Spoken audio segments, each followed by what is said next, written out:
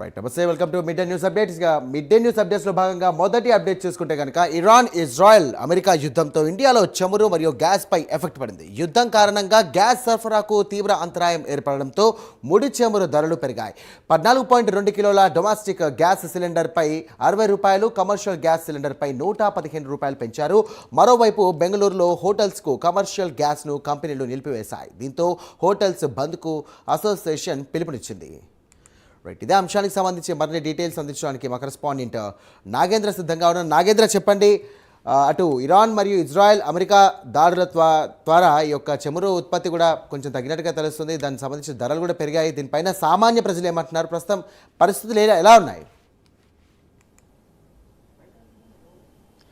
Thank you Sai. ప్రస్తుతం Iran Israel America యుద్ధానికి సంబంధించినటువంటి ఎఫెక్టు ఇండియాలో ఉన్నటువంటి సామాన్య మధ్యతరగతి ప్రజలపై పడిందా అంటే అవుననే చెప్పాలి. ఎందుకంటే ఈ యుద్ధం కారణంగా ముఖ్యంగా ఇండియాలో ఉన్నటువంటి ముడి చమురు కానీ గ్యాస్కి సంబంధించినటువంటి నిల్వలు రోజు రోజుకి తగ్గుతున్నటువంటి పరిస్థితి. ప్రస్తుతం ఆ ఎఫెక్ట్తో ప్రస్తుతం భారతదేశంలో ఉన్నటువంటి గ్యాస్కి సంబంధించినటువంటి ధరలు విపరీతంగా పెరిగినటువంటి పరిస్థితి. ముఖ్యంగా డొమెస్టిక్కి సంబంధించి ₹60 పెరిగితే, అదేవిధంగా కమర్షియల్ గ్యాస్కి సంబంధించినటువంటి అంశంలో ₹115 గ్యాస్ ధరలు పెరిగినటువంటి పరిస్థితి. ఇదే కాదు, ముఖ్యంగా కమర్షియల్ గ్యాస్కి సంబంధించినటువంటి అంశంలో ఇప్పటికే ఒకవైపు బెంగళూరులో హోటల్స్ కానీ రెస్టారెంట్లు కానీ ఇతర క్లబ్లకు సంబంధించి కానీ ఇతర వాటన్నిటికీ కూడా కమర్షియల్కి సంబంధించినటువంటి గ్యాస్ సిలిండర్ల సరఫరా నిలిపేయడంతో ఒక్కసారిగా అక్కడ ఉన్నటువంటి రెస్టారెంట్స్ హోటల్స్కి సంబంధించి ఈరోజు బంద్కు పిలుపునిచ్చినటువంటి పరిస్థితి. ప్రస్తుతం దాని ఎఫెక్టు ప్రధానంగా తెలంగాణ రాష్ట్రంలో హైదరాబాద్లో ఏ విధంగా పడింది? ముఖ్యంగా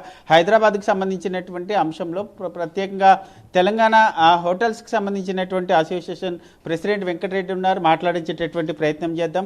సార్ చెప్పండి, ఒకవైపు ఈ గ్యాస్ ధరల పెంపు కారణంగా బెంగళూరు కానీ ముంబై కానీ హోటల్స్ బంద్కి పిలుపునిచ్చినటువంటి పరిస్థితి.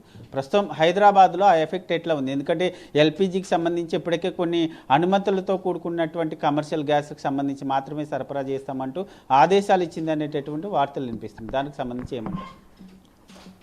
మీరు చెప్పిన మాట వాస్తవం అండి. మరి కర్ణాటకలో బాంబేలో ఏదైతే పరిస్థితి ఉన్నదో ఇక్కడ హైదరాబాదులో తెలంగాణ స్టేట్ అంతట్లో కూడా అదే పరిస్థితి నెలకొన్నది. మరి గ్యాస్ డీలర్స్ గ్యాస్ ఇవ్వడం బంద్ చేశారు. ముఖ్యంగా హోటల్స్ అనేది గ్యాస్ మీద ఆధారపడే నడవడం జరుగుతుంది. మరి అటువంటి గ్యాస్ సప్లై లేనప్పుడు మరి వంట ఎలా చేయగలుగుతాము, ఎలా పబ్లిక్ సరఫరా చేయగలుగుతాము, ట్రావెల్స్ టూరిస్టులకు ఇవ్వగలుగుతాము?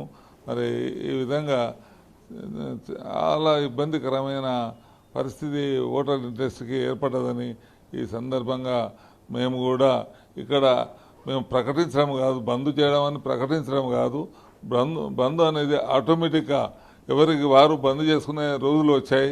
మరి ఈ పరిస్థితి మరి గవర్నమెంట్ ఏం ఆలోచిస్తుంది అనే దాని విషయంలో మేమందరం ఇక్కడ సమీకరణమై మరి ఈ ప్రెస్లో మాట్లాడవలసిన పరిస్థితి ఏర్పడ్డది. మరి దీనికి ప్రభుత్వం వారు మన స్టేట్ గవర్నమెంట్ గౌరవనీయ ముఖ్యమంత్రి గారు కానీ గౌరవనీయ ప్రధానమంత్రి గారు కానీ మరి ఏం ఆలోచన చేస్తున్న విషయం మాకు ఇంతవరకు ఏమి అంతుపట్టడం లేదు. మరి ఈ విషయంలో ముందుగానే ఒక 15 రోజుల ముందే మాకు ఏమన్నా సూచన తెలిపితే మేము ఏమన్నా ప్రత్యామ్నాయంగా ఏర్పాటు చేసుకునే అవకాశాలు ఉండే. ఈ రోజుల్లో ఫైర్వుడ్ వాడే పరిస్థితి అసలు లేదు.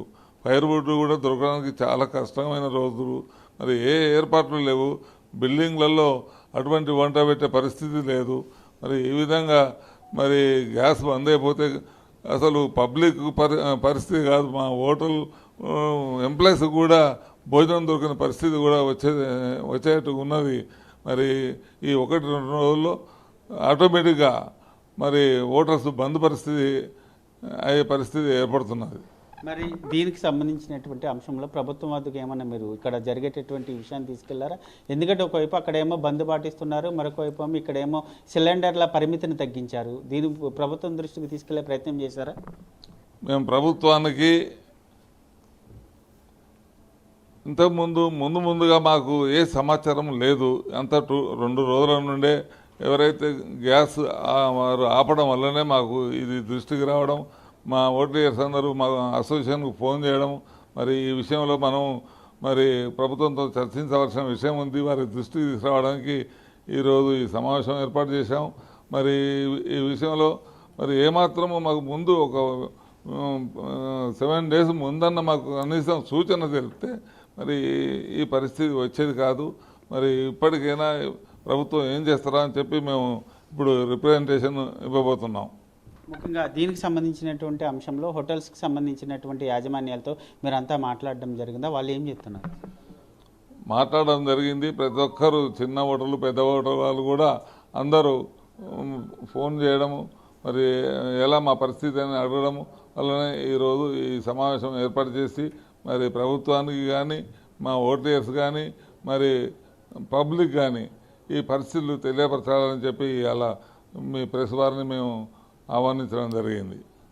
ఇది మనం మొత్తానికి చూసుకుంటే ఒకవైపు బెంగళూరు కానీ ముంబై కానీ ముఖ్యంగా అక్కడ కమర్షియల్కి సంబంధించినటువంటి గ్యాస్ని నిలిపేయడంతో అక్కడ హోటల్స్ అన్నీ కూడా బంద్కి పిలుపునిచ్చాయి. కానీ హైదరాబాద్లో రోజు రోజుకి గ్యాస్కి సంబంధించినటువంటి పరిమితులు మాత్రం కొనసాగితే మేము బంద్కి పిలుపునివ్వడం కాదు, హోటల్స్ అన్నీ కూడా వాటంతటికి అవే మూసుకునే పరిస్థితులు దాపరిస్తాయి. ముఖ్యంగా హోటల్స్లో ఉన్నటువంటి సిబ్బందికి కూడా కనీసం భోజనం సౌకర్యం ఉండేటటువంటి అవకాశాలు కూడా తగ్గిపోతాయి. దీనిపైన ప్రభుత్వం వెంటనే అలర్ట్ అవ్వాలి. దీనికి సంబంధించినటువంటి అంశంలో సరైన నిర్ణయాలు తీసుకొని ముఖ్యంగా ఈ గ్యాస్కి సంబంధించినటువంటి అంశంలో హోటల్స్ కానీ అదేవిధంగా ఇతర హాస్పిటల్స్ కానీ అదేవిధంగా ఇతర రెస్టారెంట్లు వీటన్నిటికీ సరైనటువంటి సమయంలో గ్యాస్ సరఫరా చేసే విధంగా నిర్ణయాలు తీసుకోవాలంటూ కూడా తెలంగాణ హోటల్స్ అసోసియేషన్కి సంబంధించినటువంటి ప్రెసిడెంట్ వెంకటరెడ్డి చెప్తున్నటువంటి పరిస్థితి అయితే కనిపిస్తుందని చెప్పాలి. Sai, right, thank you Nagendra.